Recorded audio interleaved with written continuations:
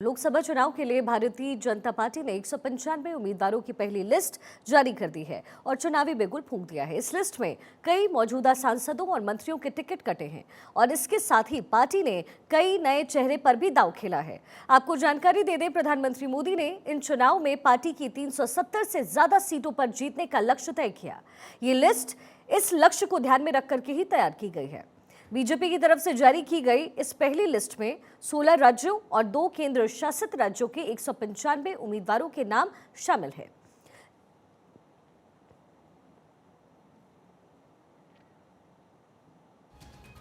इसमें वाराणसी से प्रधानमंत्री नरेंद्र मोदी खुद चुनाव लड़ते नजर आएंगे। साथ ही गांधीनगर से अमित शाह, लखनऊ से राजनाथ सिंह चुनाव लड़ेंगे। इसके साथ ही सूची में 34 केंद्रीय मंत्रियों का भी नाम शुमार है। एक एक करके तमाम जानकारी आप तक पहुंचा रहे हैं। युवाओं की संख्या इसमें 47, महिलाओं की संख्या 28, ओबीसी की संख्या है 57 उम्मीदवार, कुल 195। लेकिन पवन सिंह के सीट पर संशय का विषय, क्योंकि आसनसोल से पवन सिंह को बीजेपी ने टिकट दिया, लेकिन उन्होंने अब चुनाव लड़ने से मना कर दिया है। तो केंद्र शासित राज्य हैं 2 और पूर्व सीएम, इनकी संख्या है 2। यानी बीजेपी की ये जो पहली सूची है उसमें बहुत सारे समीकरण को ध्यान में रखते हुए बीजेपी ने ये टिकट फाइनल की है। लेकिन ये कुल 195 नाम इसमें शामिल हैं। आगे की रणनीति भी तय करेगी बीजेपी, लेकिन सिलसिलेवार तरीके से आप समझिए कि हर एक कैटेगरी को प्राथमिकता दी गई है बीजेपी की तरफ से। एससी कैटेगरी के 27 उम्मीदवार इस 195 की लिस्ट में शामिल, एसटी की तरफ से 18, इसके साथ ही महिलाओं की संख्या है 28। और बीजेपी की पहली सूची है जिसमें कहीं ना कहीं ये बताने की कोशिश है कि हर वर्ग को साधने की कोशिश बीजेपी की तरफ से इस वक्त की जा रही है। तो केंद्र शासित राज्यों की संख्या 2, पूर्व सीएम 2 लोगों को टिकट दिया गया है। केंद्रीय मंत्रियों की संख्या है 34, महिलाएं 28, युवा 47, ओबीसी कैटेगरी के 57 उम्मीदवार, एससी कैटेगरी के 27 और एसटी के कुल 18 उम्मीदवार इस चुनावी लिस्ट में शामिल हैं। मैदान में खुद प्रधानमंत्री मोदी हैं और नरेंद्र मोदी इस बार वाराणसी से लड़ते नजर आएंगे। एक बार फिर से सिटिंग एमपी हैं वो ऑलरेडी। अमित शाह गांधीनगर से चुनाव लड़ेंगे, राजनाथ सिंह लखनऊ से, स्मृति ईरानी अमेठी से, अर्जुन राम मेघवाल बीकानेर, गजेंद्र सिंह शेखावत जोधपुर, ज्योतिरादित्य सिंधिया एमपी के गुना से लड़ते हुए नजर आएंगे। तो मैदान में मोदी की पूरी कैबिनेट है और कोशिश यही है कि हर एक वर्ग को साधा जा सके। ज्योतिरादित्य सिंधिया की सीट पर हालांकि संशय की स्थिति बनी हुई थी, लेकिन गुना से ज्योतिरादित्य सिंधिया को इस बार टिकट दिया गया है। इसके साथ ही एमपी से शिवराज सिंह चौहान, उन्हें भी तोहफा मिला है। विधानसभा चुनाव में कड़ी मशक्कत करने का जो फायदा है वो यहां पर लोकसभा चुनाव में उठाते हुए शिवराज सिंह चौहान नजर आने वाले हैं। कौन कितनी बार और कितनी बाहरी लोग इस बार उम्मीदवार बनाए गए हैं वो भी हम आपको बता देते हैं। इसकी जो फहरिस्त है वो शुरू होती है ज्योतिरादित्य सिंधिया से और इस बार उन्हें बीजेपी की तरफ से टिकट मिलना, यानी ज्योतिरादित्य सिंधिया जो कि कांग्रेस छोड़कर के बीजेपी में शामिल हुए हैं, अपने आप में रेस को आगे मानकर चल रहे थे, उन पर भी दाव बीजेपी ने इस बार खेला है।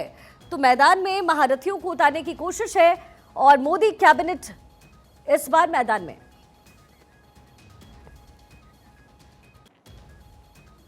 देखिए, भारतीय जनता पार्टी ने लोकसभा चुनाव के लिए 195 सीटों पर उम्मीदवारों के नाम का ऐलान करते हुए चुनाव का औपचारिक बिगुल फूंक दिया है। पहले लिस्ट में बीजेपी ने उन सीटों का चुनाव किया है जहां पार्टी मजबूत स्थिति में है। साथ ही पहली लिस्ट में बीजेपी ने उन नेताओं को भी खूब टिकट दिए हैं जो दूसरे दलों को छोड़ करके बीजेपी में शामिल हुए हैं। सिलसिलेवार तरीके से बताएंगे आपको। मध्य प्रदेश में बीजेपी ने केंद्रीय मंत्री ज्योतिरादित्य सिंधिया को गुना से टिकट दिया। सिंधिया पिछले चुनाव में इसी सीट पर कांग्रेस के उम्मीदवार थे। हालांकि उन्होंने 2020 से ही कांग्रेस से किनारा कर लिया और बीजेपी का दामन उन्होंने थाम लिया। वहीं 2018 में कांग्रेस के टिकट पर विधायक रह चुके राहुल लोधी को बीजेपी ने दामोह से लोकसभा का टिकट इस बार दिया है। राजस्थान में पार्टी ने 2 ऐसे नेताओं को टिकट दिया जो हाल ही में बीजेपी के साथ जुड़े हैं। बीजेपी ने ज्योति मिर्धा को नागौर से लोकसभा का टिकट दिया। मिर्धा इसी सीट से कांग्रेस की सांसद पहले रह चुकी हैं। उन्होंने विधानसभा चुनाव के पहले सितंबर 2023 में कांग्रेस छोड़ते हुए बीजेपी ज्वाइन की थी। वहीं बीजेपी ने राजस्थान में कांग्रेस से आने वाले एक और नेता को टिकट दिया है और वो हैं महेंद्रजीत मालवीय। मालवीय राजस्थान कांग्रेस के कद्दावर नेता के रूप में जाने जाते हैं। 4 बार विधायक रह चुके हैं और कांग्रेस की वर्किंग कमेटी के भी सदस्य थे। उन्होंने भी हाल ही में बीजेपी को ज्वाइन किया है। बीजेपी ने आदिवासी समाज के बड़े नेता मालवीय को आदिवासी बहुल डूंगरपुर बांसवाड़ा लोकसभा सीट से उम्मीदवार बना करके इस बार चुनावी मैदान में उतारा है। वहीं उत्तर प्रदेश में बीजेपी ने बहुजन समाज पार्टी छोड़ करके हाल ही में बीजेपी के साथ जुड़ने वाले सांसद रितेश पांडे को भी लोकसभा का टिकट दिया। वो 5 दिन पहले ही बीजेपी ज्वाइन किया है उन्होंने। रितेश पांडे ने पिछले लोकसभा चुनाव में अंबेडकर नगर से बीएसपी के टिकट पर ताल ठोकी थी और इस बार इसी सीट से बीजेपी के टिकट पर वो चुनावी मैदान में उतर गए हैं। बीजेपी ने तेलंगाना में भी एक मौजूदा सांसद को टिकट दिया है। शुक्रवार को ही बीआरएस छोड़ करके आने वाले सांसद बीबी पाटिल को जहीराबाद से लोकसभा का उम्मीदवार बीजेपी ने बनाया है। उन्हें बीजेपी ज्वाइन किए हुए महज 24 घंटे हुए हैं और पार्टी ने उन्हें लोकसभा का टिकट दे दिया। पाटिल ने पिछले लोकसभा चुनाव में बीआरएस के टिकट पर जहीराबाद से ही जीत हासिल भी की थी।